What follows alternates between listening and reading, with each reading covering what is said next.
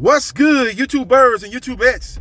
This is JBsports back again with another one. Social media superstar boxer Jake Paul, aka the problem child, is in deep negotiations and is very close to finalizing an agreement to take on former MMA superstar, the Roy Jones of the MMA, and a guy that comes from a boxing background, legendary UFC fighter Anderson Silva.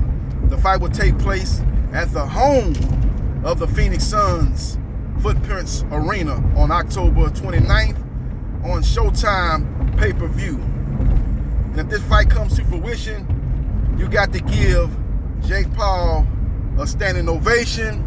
You got to give him a round of applause.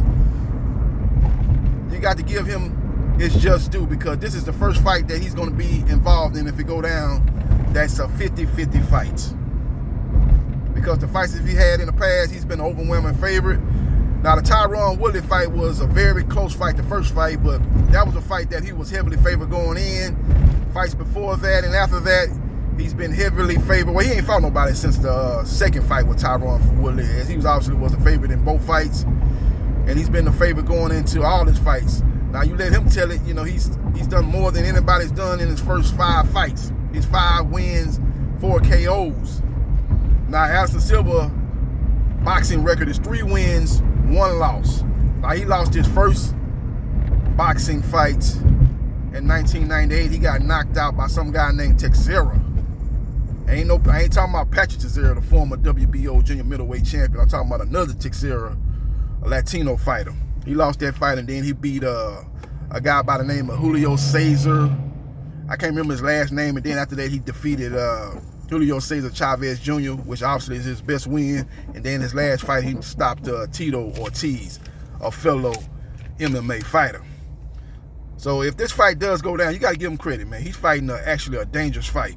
This is a 50-50 fight, no matter how old Anderson Silva is.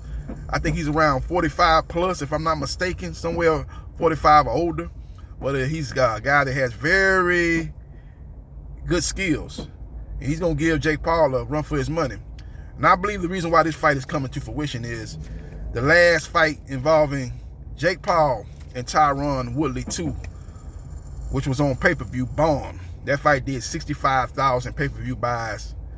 And that's just the home buys.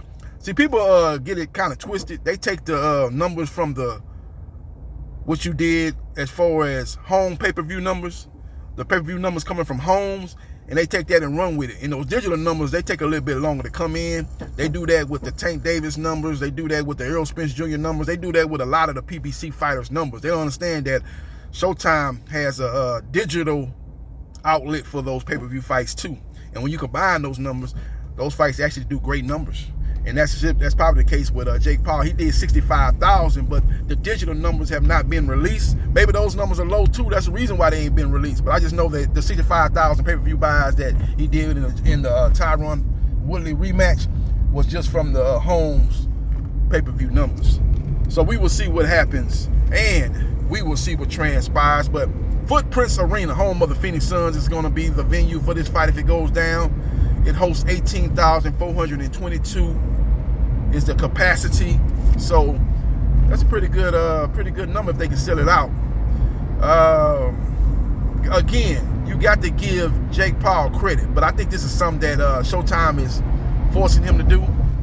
You know, he probably would want to fight another guy that's not as dangerous as Anderson Silva, but due to his numbers in his last pay-per-view versus Tyron Woodley, he's got to fight a name. He's not like a Canelo Alvarez, where it don't matter who he fight. He's not like a Anthony Joshua, where it doesn't matter really who he fights. Now, we're going to find out a lot about Deontay Wilder, who is the biggest name in America. The biggest American-born pay-per-view attraction is Deontay the Bronze Bomber Wilder. But he's fighting a guy by the name of Robert Helenius, who doesn't have a name here in the U.S. So it's going to be interesting to see what type of numbers he produces. If he's able to produce some real good numbers, well, you have to put Deontay Wilder in that category with Canelo and AJ, where it really don't matter who he fight. People want to come out and see him put on a devastating performance. So we will see what happens, and we will see what transpires. But it's going to be very, very interesting. Very, very, very interesting. But that's the latest and the greatest, man. Jake Paul, a.k.a. the Problem Child, is going to be taking on Anderson Silva.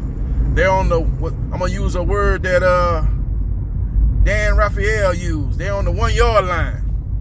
And hopefully the fight comes to fruition. We will see what happens, and we will see what transpires. But the fight is finalized. And I do have my reservation that this fight actually going to happen. Hopefully it does happen, because the reason why I say that is because it's such a dangerous fight for Jake Paul. Jake Paul likes to talk about what he's done in 5 fights, but like I said, all his opponents he's been heavily favored in. This fight here, if it does come to fruition, he will not be heavily favored in this fight. This will be his first true, in my opinion, 50-50 fight. So we will see what happens, and we will see what transpires. Follow me on Facebook, Gerard.Briscoe.3551. Like, share, and subscribe to JB Sports, the man, the myth, the legend, and I holla.